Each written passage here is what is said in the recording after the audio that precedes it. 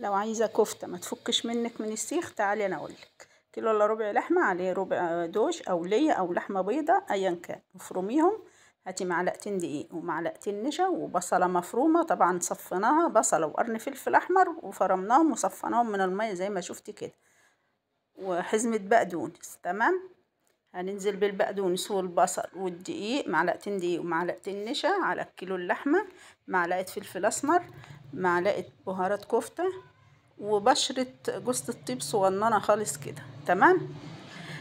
معلقة الا ربع بابريكا، معلقة صغيرة كربوناتو او بيكنج باودر، ومعلقة صغيرة ملح، ومعلقتين زيت او معلقة سمنة بلدي اللي متوفر عندك. تمام.